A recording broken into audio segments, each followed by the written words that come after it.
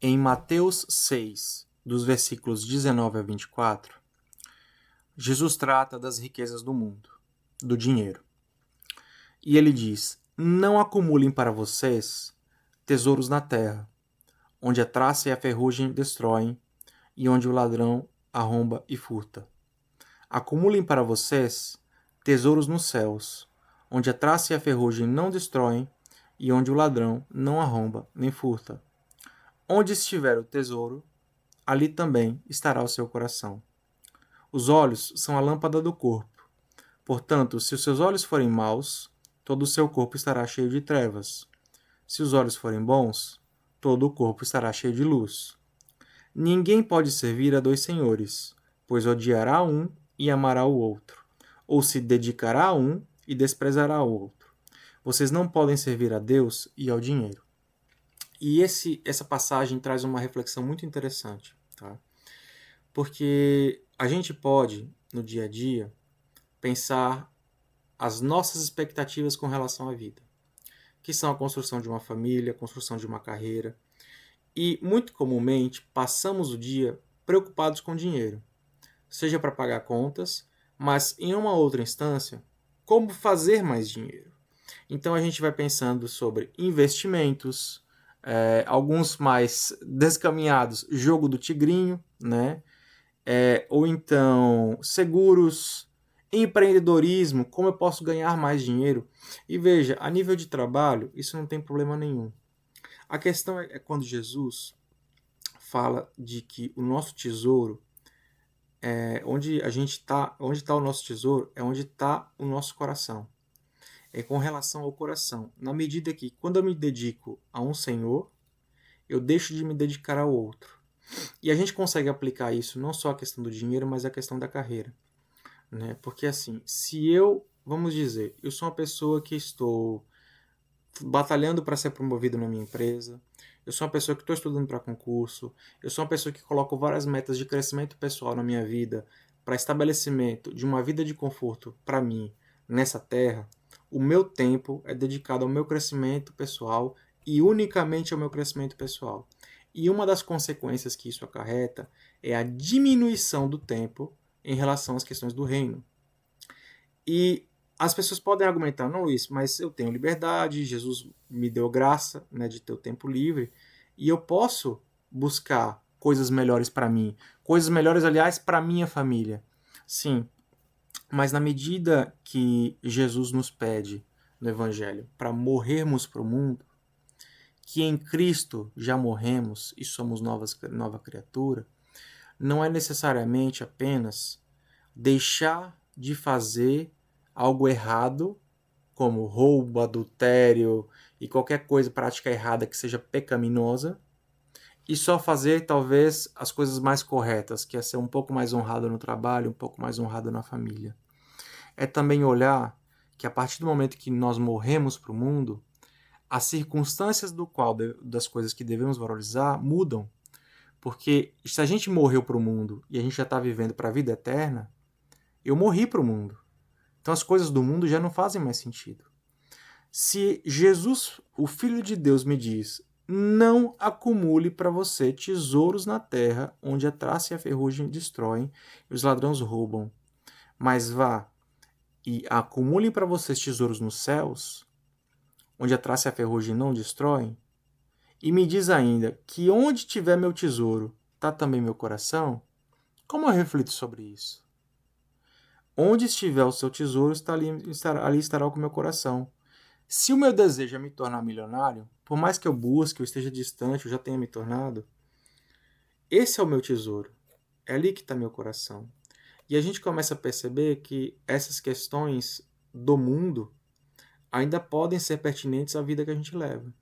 Na medida que o próprio Filho de Deus está me orientando a não fazer isso. Não acumule para vocês tesouros na terra. Que não seja essa a sua busca, porque a traça e a ferrugem destrói. A gente até planeja essas perspectivas de crescimento financeiro pensando no futuro, o legado, a herança para os filhos, a velhice, mas a gente não tem certeza da velhice. A gente não sabe se vai embora para o céu amanhã, né? Existe um caso muito interessante em Mateus 19, que é um jovem rico que vai falar com Jesus sobre obter a vida eterna. E Jesus diz para ele obedecer os mandamentos, né? E o jovem diz: eu já faço isso desde criança, desde jovem. Eu cumpro os mandamentos de Deus. E Jesus gosta dele. E diz assim: tá, te falta uma coisa apenas. Vai, vende tudo o que você tem e dá aos pobres. Veja, não é o templo, não é a igreja templo denominação, é aos pobres, aos necessitados. Venda suas riquezas materiais, dê aos pobres, e assim você terá um tesouro no céu. E aí vem e segue-me. Capaz de não é uma heresia, né? Ele talvez esteja até virando um novo discípulo. Jesus vem e diz: vem e segue-me. Ou talvez um seguidor comum. A questão assim, não importa. Jesus chamou para seguir. E só essa coisa faltava. E o jovem foi embora triste. E não quis. E Jesus lamentou depois como era difícil um rico entrar no reino dos céus. Mas veja, a questão não é necessariamente ser rico. A questão é o acúmulo de tesouros na terra, que ali estará o nosso coração. Por quê?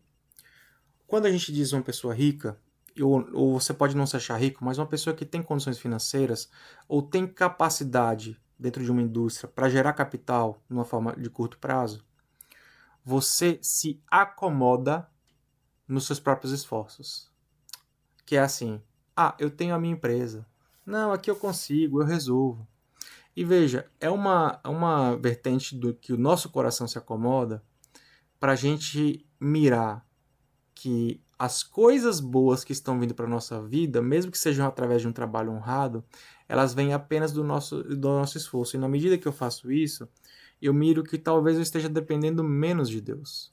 Eu posso agradecer a Deus pela minha empresa, pelo meu trabalho, eu posso agradecer a Deus por tudo, mas é como se eu não dependesse dele.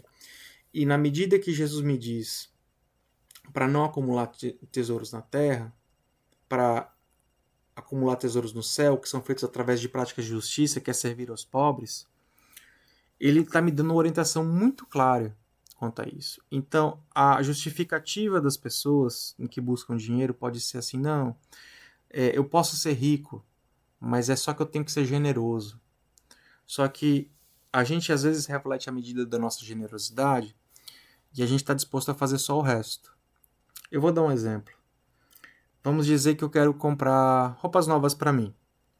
Eu vou no shopping e compro, mesmo que sejam básicas, roupas novinhas, cheirosas, lindas.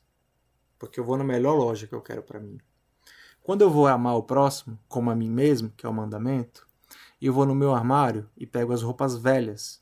E digo assim: essa aqui tem mais ou menos 2 anos de uso, tem um rasguinho aqui, dá para fazer uma costura, mas dá para usar.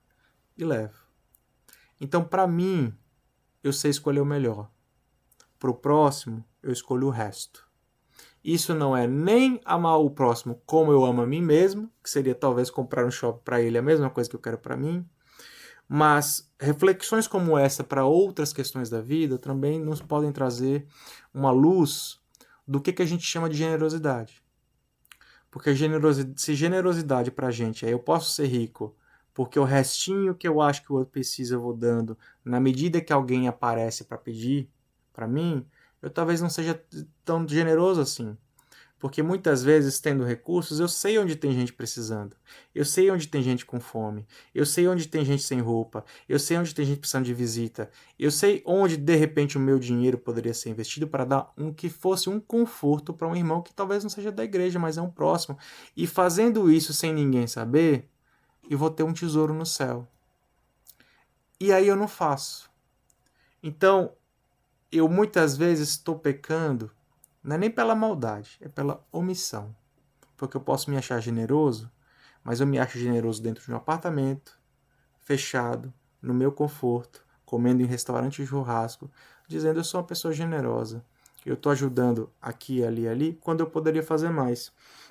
E a questão desse poderia fazer mais não é nenhuma provocação, assim, para colocar os irmãos para baixo.